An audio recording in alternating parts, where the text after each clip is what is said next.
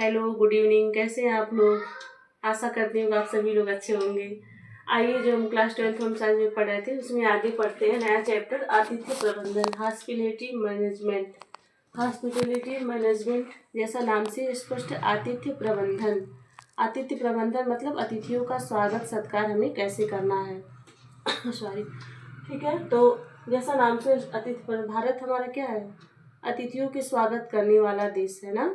इसमें अतिथियों का स्वागत कहा जाता है, अतिथियों को देव भव समझा जाता है। तो अब देखते हैं कि अतिथि शब्द से क्या मतलब होता है। अतिथि मतलब होता है आतिथ्य। आतिथ्य अतिथि और मेजबान के बीच का संबंध है।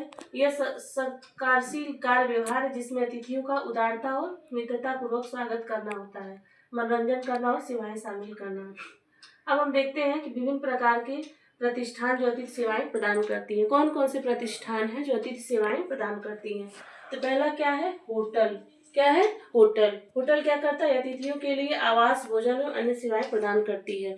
क्या करते हैं? जब हम कहीं बाहर जाते हैं या घर से ही थक जाते हैं, कहीं घूमने जाते हैं, तो हमको ऐसी सुविधा का सबसे पहले जिस सुविधा का नाम लेते हुआ है होटल, रेस्टोरेंट।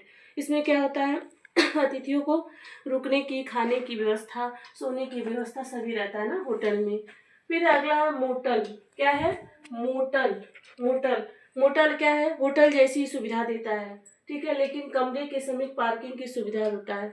होटल और मोटल में यही अंतर है कि मोटल में क्या होता है कि कमरे के समीप जहाँ भी हम कमरा लेते हैं रुकने के लिए, वहाँ ये होटल की तरह ही सुविधा देता है। वहाँ पे नियर अपनी गाड़ी को हम पार्क कर सकते हैं। वहाँ कोई बरामदा या कोई हॉल होता है जहाँ हम रूम लिए रहते हैं, उसी पे हम अपनी गाड़ी को पास लाज ये केवल रात्रि विश्राम के लिए लिया था। जलपान तथा भोजन की सुविधा नहीं रहती है। आवास जो ऐसी व्यवस्था है ये केवल रात्रि विश्राम के लिए, जैसे हम कहीं खाओ के और रास्ते दूर ट्रैवलिंग कर रहे हैं तो हमको रात में रुकने की कोई व्यवस्था चाहिए, तो उसके लिए हम लाज का प्रयोग करते हैं, आवास।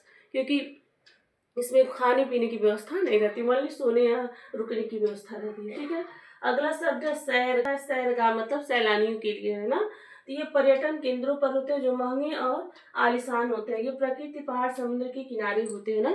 सैरगाह मतलब जो लोग घूमने जाते हैं, पिकनिक मनाने या पर्यटन की दृष्टि से जाते हैं, वहाँ पे सैरगाह का प्रयोग करते हैं। फिर सुसज्जित फ्लैट्स।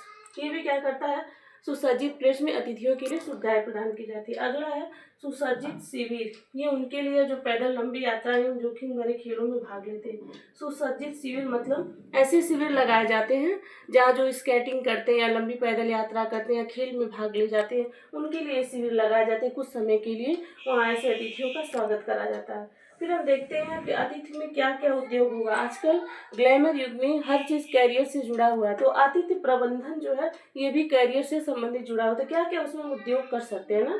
तो पहला है पर्यटन, फिर है अतिथि सत्कार तथा मनोरंजन, भोजन तथा पेय सेवा, बैठकें तथा घटनाएं, आवास या प्रमुख कार्यालय ना। इतने सारे इसके क्षेत्र हैं जिसमें और काम की सुविधा हो सकती है।